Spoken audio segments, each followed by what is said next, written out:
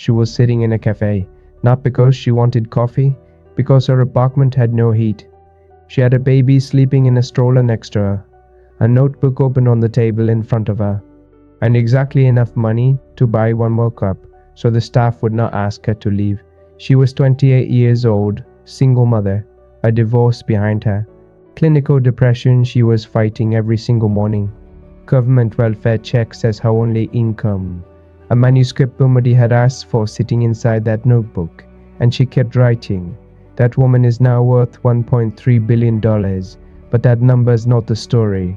The story is what happened between the cold apartment and the $1 billion. Because nothing about it was lucky. Nothing about it was easy, and almost none of it went the way she planned. This is the real story of J.K. Rowling, and I promise you have not heard it told like this before. Most people think her story starts with Harry Potter. It does not start there. It starts in a small English town called Yate, December 31st, 1965, the last day of the year. A baby girl is born to a father who builds aircraft parts, and a mother who works in a science lab. Ordinary family, ordinary house, ordinary street. Nothing in that picture tells you what is coming. But from the moment Joanne can hold a pencil, she is writing. At 6 years old, she writes a story about a rabbit. Finishes it the same day. Shows her parents. Starts the next one immediately. At 9, she is telling her younger sister the elaborate invented stories that go on for hours.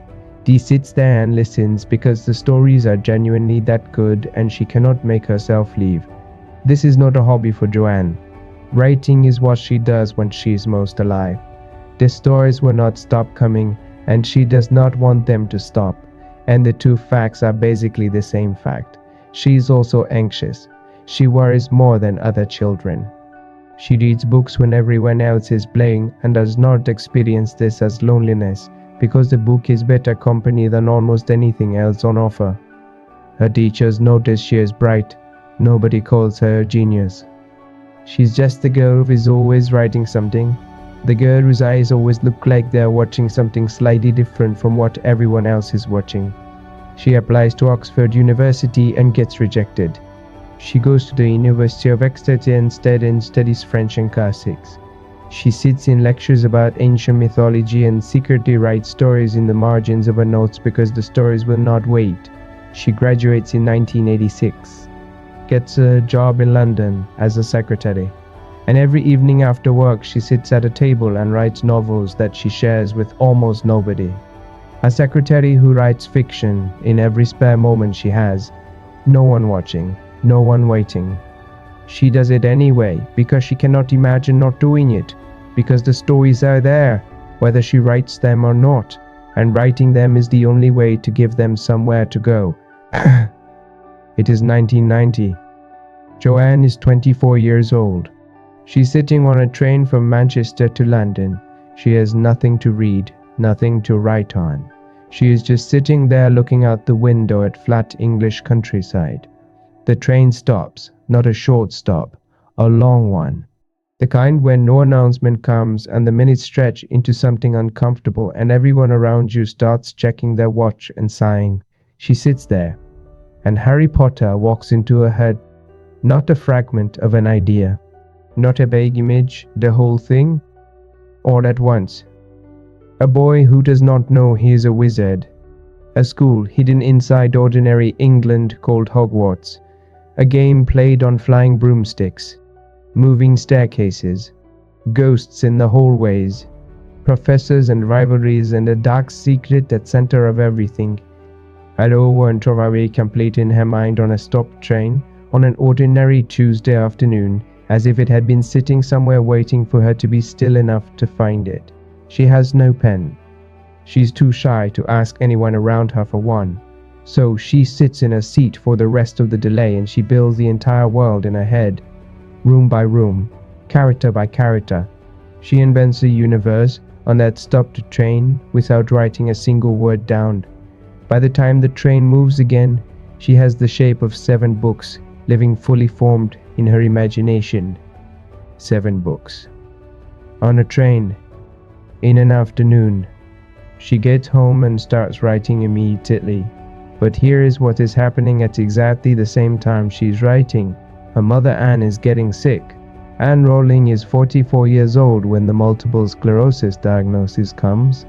Joanne is 24. Multiple sclerosis is a disease that takes things slowly. First the small things, then the bigger things, then eventually everything. And Joanne watches this happen to her mother across the months while she is also trying to write and trying to hold herself together. And the watching is always devastating, no matter how much she prepares herself for the next loss. I know one testing my 90. She's 45 years old. Joanne is 25 years old. She has been writing Harry Potter for 6 months. She had read chapters of the story aloud to her mother in hospital. I know her does some of it, and not enough. There is never enough of anything when someone you love dies too young. But she heard about the boy who did not know he was magic. She heard about the school called Hogwarts.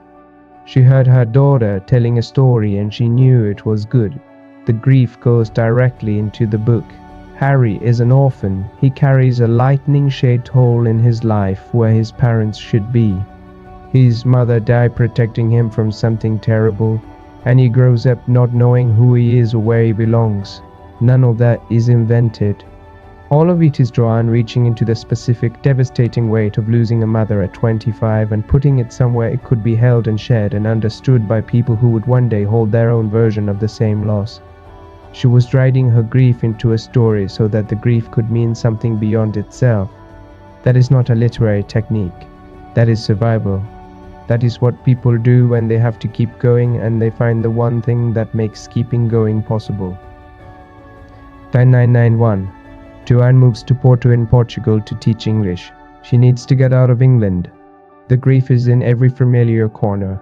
She takes with her the beginning of Harry Potter and the intention to finish it, and a heart that is still learning how to carry what it is carrying.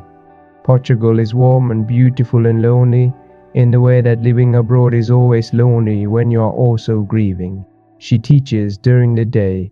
She writes at night. The story grows. Hogwarts becomes more real with every chapter. She writes about children discovering where they belong, and she writes this in a country where she often feels she does not belong, and the feeling feeds the story in ways she does not fully understand yet. She meets a man, falls in love, gets married in October 1992. 1 year later, in July 1993, a daughter Jessica is born. From the first moment she holds Jessica, she understands something about love that nothing had prepared her to understand. The kind of love that does not negotiate, that does not ask to be earned, that simply exists the way breathing exists. The marriage does not survive. By the end of 1993, it is clear to both of them that it is over. In November 1993, Joanne packs one bag. She picks up 4 untold Jessica. She picks up the unfinished Harry Potter manuscript. She gets on a plane back to Britain. She leaves everything else behind. She lands in Edinburgh where her sister Day lives, arrives at Dee's door on a dark Scottish December evening with a baby in her arms and a suitcase in her hand and 3 chapters of a novel about a boy wizard and absolutely nothing else. She's 28 years old, completely starting over from zero. Did Edinburgh, winter 1994. This is the part that the inspirational posts always skip over. This is the part that makes the story real, rather than a fairy tale. Joanne applies for government welfare benefits. She receives income support each week. She finds a small apartment near her sister. The apartment is cold. The heating barely works. She does the math on what she has each week, and the math is always tight, and sometimes it does not add up, no matter how carefully she runs the numbers. Jessica needs everything babies need: warmth, food, clothing, attention, love. The love Joanne has in quantities that never run out. The rest requires money she does not have enough of. She manages the way people in that situation always manage. Through constant small calculations about what can be postponed and what cannot. Through going without things herself so that her daughter does not go without. to keeping the apartment as warm as possible on a budget that was not designed to keep an apartment warm. And she is depressed, not sad, not going through a difficult season, clinically depressed. The kind of depression where the future looks like a grey wall instead of a road, where waking up each morning requires a decision before anything else is possible, where the voice inside your head has very good evidence for why nothing you try is going to work, and the evidence sounds completely reasonable, even when it is completely reasonable, even when it is completely wrong.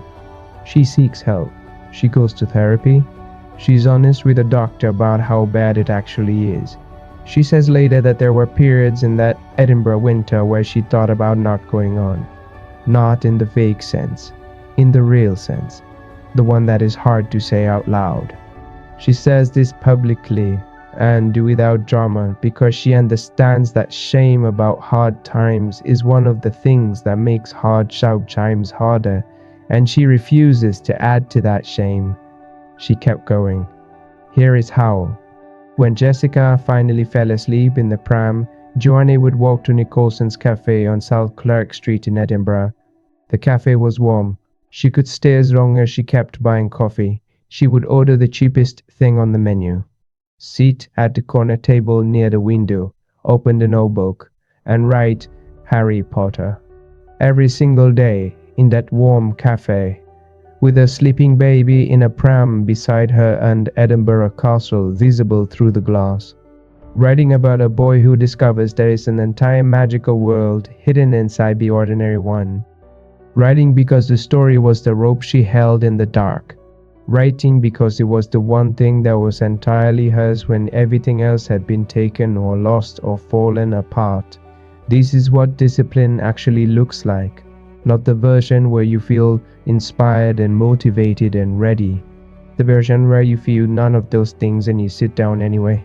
The version where depression is telling you it will never work and the cold apartment is telling you to stay home and the rejection letters are telling you nobody cares and you walk to the cafe and you open the notebook and you write the next sentence anyway. Because the next sentence is the only thing you can control. Because the next sentence is always possible even when everything else is not. Because the story will not write itself, and you will not forgive yourself for not finishing it, and those two facts together are enough to get you to the cafe one more time. She finished the first draft of Harry Potter and the Philosopher's Stone in 1995. She had been writing it since the train stopped in 1990. She had written through the death of her mother and the failure of her marriage, and the move from Portugal and the welfare years and the depression and every grey Edinburgh morning that made getting out of bed a victory before the real work could begin. She set down the pen and looked at the stack of handwritten pages. She had done something. She did not know yet whether it was something good, but she had done it.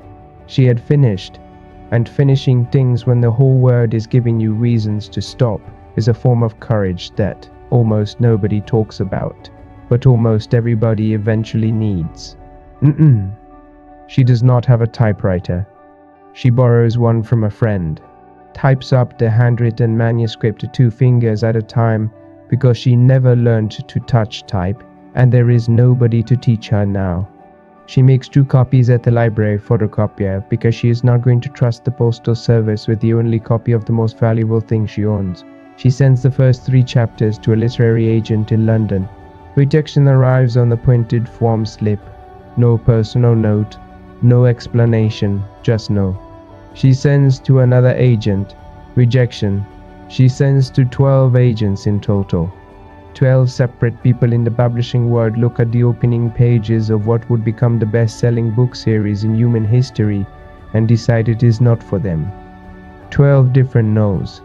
Each one landing the way rejections land when they think being rejected is the only thing you have left. She reads each one. She sets each one aside. She sends out the next submission. She is not cavalier about this. The rejections hurt. They hurt in the specific way that matters because this is not just a career submission. This is the rope she held in the dark. This is the thing she wrote through her mother dying and her marriage ending and the welfare checks and the cold apartment and the depression. This is the cafe and the notebook and the sleeping baby and the Edinburgh winter. And every morning she chose the story over stopping, and 12 people in a row say no thank you. She feels everyone, she stands up after everyone, because there is a difference between resilience and not feeling things. Resilience does not mean the blows do not land. It means you let them land and then you stand up. Anyway, she sends out the 13th submission. It goes to the Christopher Little Literary Agency in London. A secretary at the agency pulls the first chapter out of the envelope and starts reading. She forgets to stop. She takes it to Christopher Little himself. He reads it. He agrees to represent it. 1 yes. After 12 no's, 1 yes is all you need. Christopher Little submits Harry Potter and the Philosopher's Stone to major British publishers. They passed, most of them quickly. Too long for a children's book, they say. Too strange.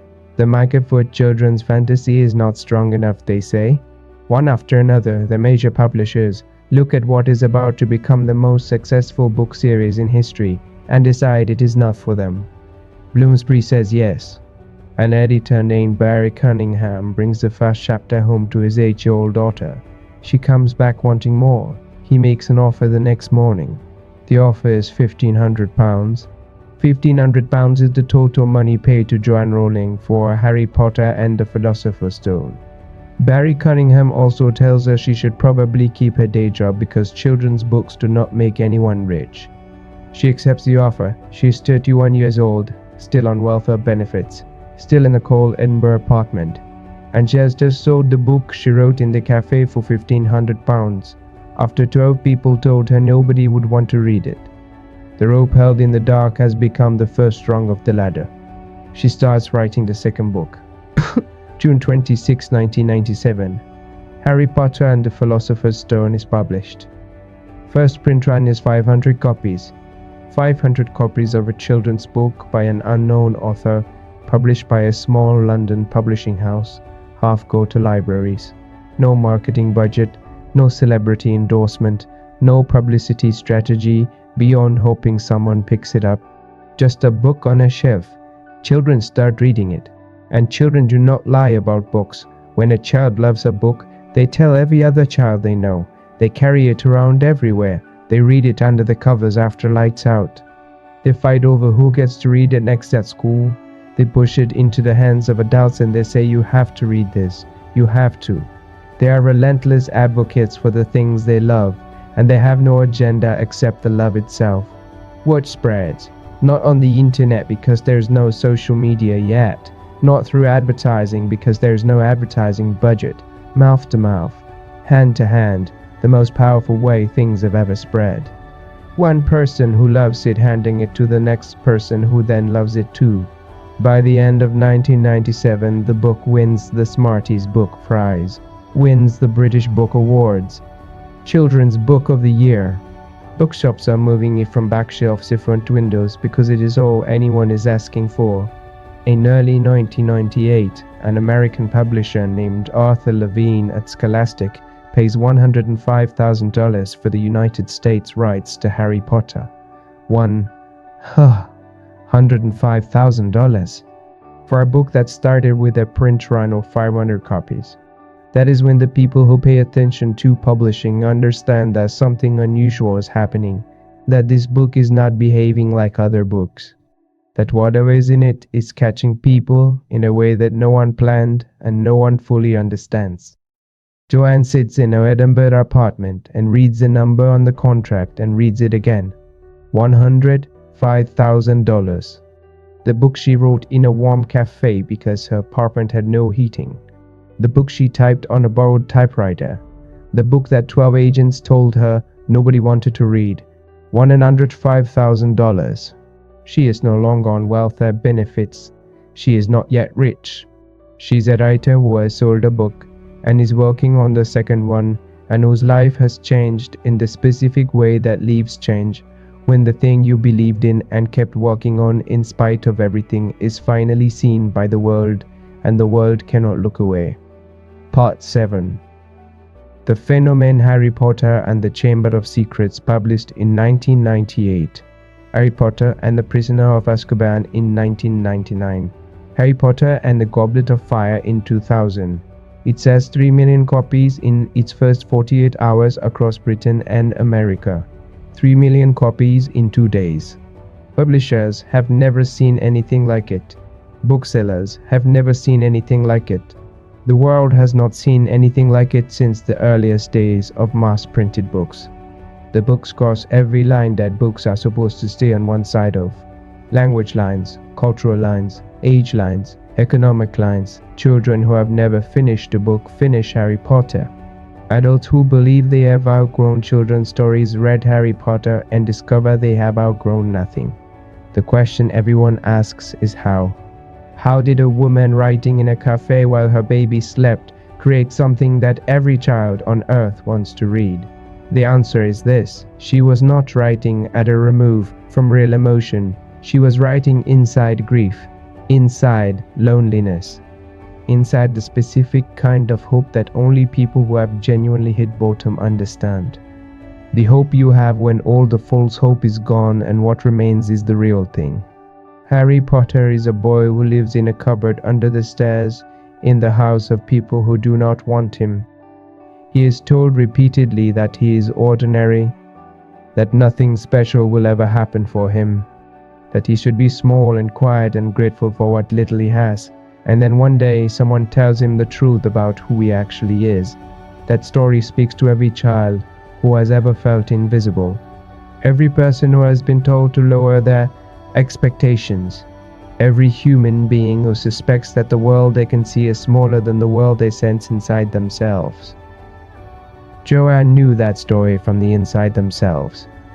She had been in the cupboard, in the form of a cold Edinburgh apartment and welfare checks and clinical depression and 12 rejection letters. She had written her way out of the cupboard, not by pretending it was not real, but by taking every real thing about it and putting it into a story that millions of people would one day recognize from their own experience of being small and told to stay small. That is why the books work, not the magic. This is not the story you know. This is not the fairy tale version where a talented woman writes a brilliant book and the world immediately recognizes her genius and rewards her with fame and fortune. This is the real version. The version with the welfare checks and the depression and the 12 rejection letters and the years of nobody believing in her except herself. This is the story of what it actually costs to refuse to stop. Part 2, Where She Came From.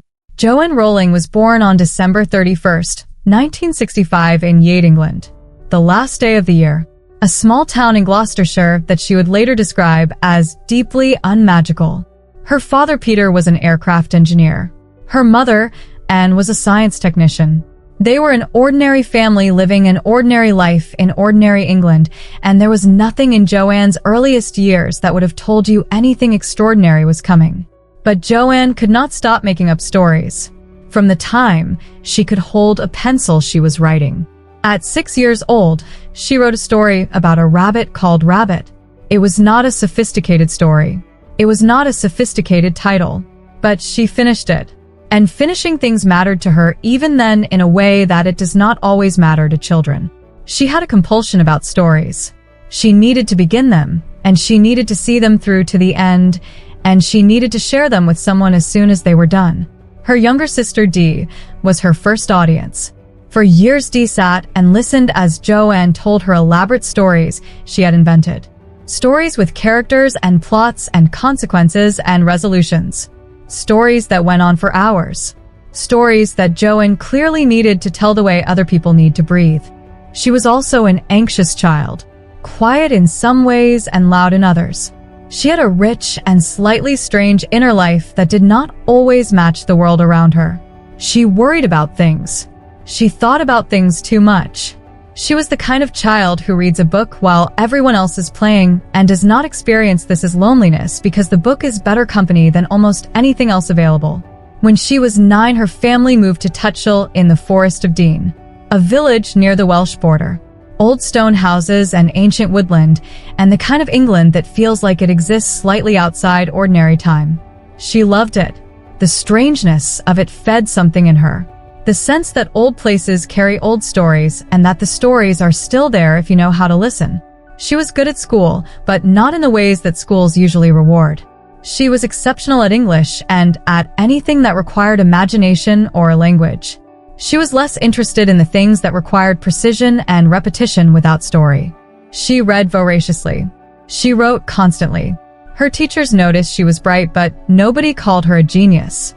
Nobody told her she was destined for anything. She was just a girl who read a lot and wrote a lot, and had very large brown eyes that always looked like they were seeing something slightly different from what everyone else was looking at. Her secondary school was Wydeen Comprehensive. She was not popular in the traditional sense, but she was respected. She was funny when she wanted to be. She was fierce when she needed to be. She was the girl who was always reading something. Her head of school later said she was quite bossy, and the other children did what she said. She was also the girl who told stories that made people want to keep listening. She wanted to study English at Oxford. She was rejected. She graduated in 1986 with a degree her father had never thought was practical enough. He wanted her to study something useful. She had studied what she loved. She went to London and got a job as a secretary and spent her evenings writing stories that she shared with almost nobody. Part 3: The Train That Changed Everything. In the summer of 1990, Joanne Rowling was 24 years old and sitting on a train from Manchester to London when the train stopped. Not a normal brief stop. A long, unexplained delay. The kind of delay that fills people with irritation and impatience and the scrolling restlessness that comes from having nothing to do and nobody to tell why. Joanne had nothing to read. She had nothing to write on. She sat in her seat and looked out the window at the English countryside going nowhere, and she let her mind go somewhere instead. And Harry Potter walked into her head fully formed. Not a fragment. Not a vague idea. Not a boy with a name and nothing else. A whole world. A boy named Harry, who did not know he was a wizard. A school called Hogwarts hidden inside ordinary England. Professors and ghosts and moving staircases, and a game played on broomsticks. The whole architecture of it arriving in one rush in a stopped train in the English countryside in 1990, as if it had been waiting somewhere for her to be still enough to hear it. She said later it was the most exciting thing that had ever happened to her. That she was desperate to write it all down but had no pen and was too shy to ask anyone for one, and so she just sat in her seat and thought, and thought, and thought, building rooms in her head that she would later spend years furnishing. When the train finally arrived in London, she went home and began writing immediately. By the time she went to sleep that night, she had the outline of the first book and the broad shape of the entire series. The character of Harry Potter, who had no parents and did not know who he was. The world of Hogwarts, where he would learn what he was. The story of a boy who was marked for something from before he could understand it. She did not know then that her mother and was already sick, and Rowling had been diagnosed with multiple sclerosis, the disease that attacks the nervous system, that takes away first the small things and then the larger things and then eventually everything, and was 44 years old when the diagnosis came. Joanne was 19, and the years that followed were years of watching her mother become less of the things her mother used to be while still being completely her mother. The courage of it was something Joanne would carry inside Harry Potter without ever fully naming it. And Rowling died on December 30th, 1990. She was 45 years old. Joanne was 25. She had been writing Harry Potter for 6 months. She had written chapters that she had read aloud to her mother in hospital, and had heard some of the story before she died. Not enough. Never enough. But some. The grief went directly into the book. The depth of loss that Harry feels about parents he never knew. The longing for a mother who died protecting him. The way certain characters feel the absence of the people they loved in ways that shape everything they do. None of that was invented. All of it was Joanne reaching into the specific weight of losing her mother too young, and putting it somewhere it could be both hidden and shared. She wrote in a letter years later that Harry's scar is something like a lightning-shaped hole in his life where his parents once were. She was writing about herself as much as about him. She understood that kind of hole from the